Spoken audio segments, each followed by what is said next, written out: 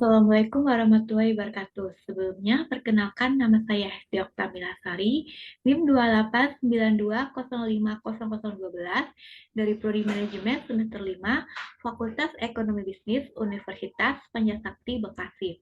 Di video kali ini, saya akan mengerjakan UAS mata kuliah Manajemen Retail dengan dosen pengampu, Bapak Darmainis, SEMM. Soal yang pertama, jelaskan manfaat retail bagi produsen. Kedua, jelaskan perbedaan retail tradisional dan retail modern. Tiga, jelaskan sales promotion pada toko retail. Empat, apa peran pemerintah dalam bisnis retail? Lima, jelaskan etika komunikasi dalam menjual. Enam, apa yang Anda ketahui tentang diskon dan barang promosi? Dan jelaskan. 7. Jelaskan faktor internal yang menjadi penentu keberhasilan seorang penjual. 8. Jelaskan tentang selling dan berikan contohnya dalam toko retail. 9. Kenapa manajemen retail perlu memperhatikan budaya masyarakat. 10. Ambillah sebuah contoh tentang tipe konsumen dan uraikan cara melayaninya dalam menjual barang toko. Yang pertama, manfaat retail bagi produsen. A. Menjaga harga jual tetap rendah.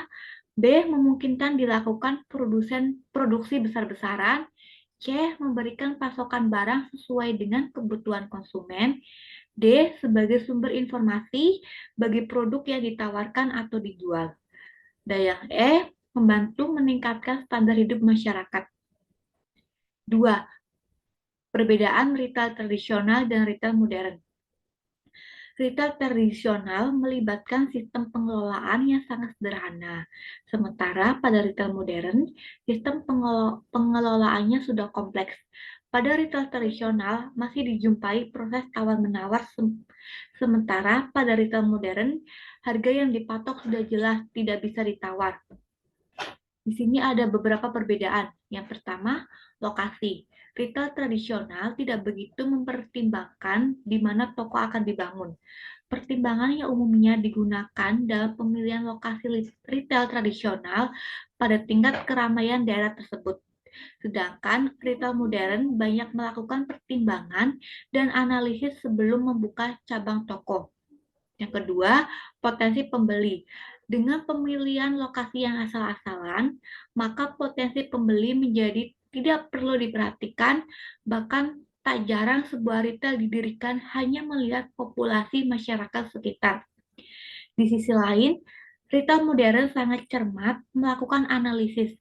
Retail modern sadar bahwa tidak semua masyarakat dalam satu populasi ramai. 3. Jelaskan apa yang dimaksud dengan sales promotion. Sales promotion adalah penyampaian informasi tentang suatu produk ditujukan mempengaruhi konsumen agar mau membeli barang yang dijelaskan. Kegiatan sales promotion berupa pembuatan berbagai media promosi seperti brosur, pamflet, banner, display barang promosi, dan lainnya. Sales promotion salah satu bentuk kegiatan yang mendukung aktivitas penjualan barang. Tujuan dari sales promotion adalah penyampaian informasi dan meningkatkan transaksi penjualan barang. Pada toko retail yang sudah besar, kegiatan sales promotion dipisahkan dengan tenaga penjual. Tenaga penjual di toko dilaksanakan oleh pramuniaga dan wiraniaga. Namun, pada toko retail yang masih kecil, kegiatan ini bisa dirangkap oleh pemilik atau manajer toko atau oleh supervisor toko. Tugas sales promotion. A.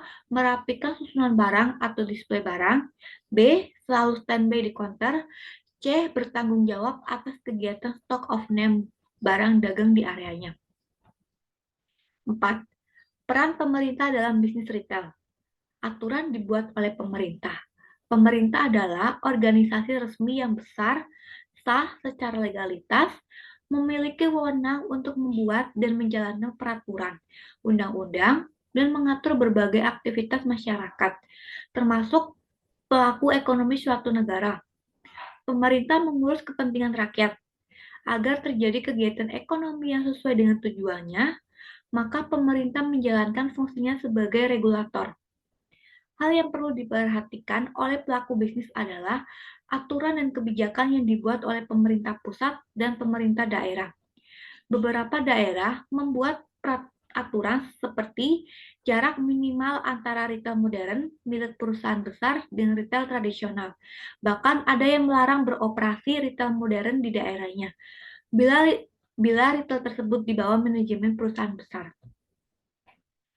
5. Etika komunikasi dalam menjual. A. Gaya bahasa. Gunakan intonasi, logat, gaya bicara, dan bahasa mudah yang dimengerti oleh konsumen. B. Bahasa tubuh. Bahasa tubuh mampu membantu dan meyakinkan konsumen akan kebenaran informasi, seperti ekspresi wajah, senyum, gerak tangan, anggukan, dan lainnya. C. Tidak melanggar peraturan.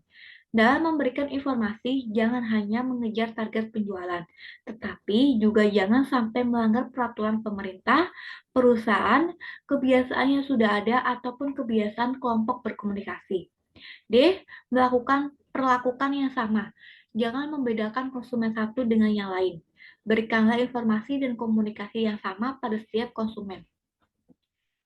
6. Diskon menurut saya adalah potongan harga yang diberikan untuk konsumen guna menghabiskan stok yang tersisa. Sedangkan barang promosi adalah penurunan harga melalui penginformasian atau promosi tentang barang tertentu guna menarik minat pembeli atas barang baru atau belum dikenal konsumen. 7. Faktor internal keberhasilan seorang penjual. A. Pertumbuhan penduduk. Penduduk yang semakin meningkat membutuhkan kebutuhan yang meningkat juga. Peningkatan ini bisa menjadi peluang bagi pengusaha retail kreatif untuk menyediakan berbagai kebutuhan mereka. B. Perubahan gaya hidup penduduk. Gaya hidup ingin serba enak, nyaman dalam belanja, transparan, dan lainnya juga menjadi peluang bagi pengusaha retail yang kreatif dalam memenuhi kebutuhan masyarakat. C. Pendapatan per kapita penduduk. Peningkatan pendapatan per kapita penduduk membuat penduduk lebih mudah membelanjakan uangnya. Peluang ini bisa dimanfaatkan oleh pengusaha retail untuk menyediakan barang-barang kebutuhan masyarakat yang lebih berkualitas dan lebih mahal harganya. D. Kebijakan dan peraturan pemerintah. Peraturan dan kebijakan pemerintah terkadang menjadi kendala suatu retail untuk melakukan ekspansi ke berbagai tempat. Ada kalanya pemerintah daerah tertentu mewajibkan retail besar menyediakan lahan bagi kelompok nanostore dengan harga sewa yang sudah ditentukan. 8. Jelaskan mengenai selling dan berikan contohnya. Menjual atau selling didefinisikan sebagai kegiatan seseorang atau sekelompok orang untuk mempengaruhi, membujuk calon pembeli agar mau memenuhi kebutuhannya dengan barang yang ditawarkan oleh penjual dan membayarnya dengan alat bayar yang sah. Di masyarakat, istilah selling atau menjual sering dihubungkan dengan salesman. Contoh, toko eceran seperti Alfamart yang merekrut sumber daya manusia untuk menawarkan produk mereka langsung ke konsumen saat membayar di meja kasir. Sumber daya manusia di meja kasir akan menjelaskan produk yang menarik dan sekiranya sesuai dengan kebutuhan konsumen. Misalnya, saat konsumen membeli di 9. Kenapa sih manajemen retail perlu memperhatikan budaya masyarakat? Budaya adalah cara hidup yang digunakan dan dijadikan kebiasaan, berkembang di dalam masyarakat, dan ditaati oleh masyarakat setempat.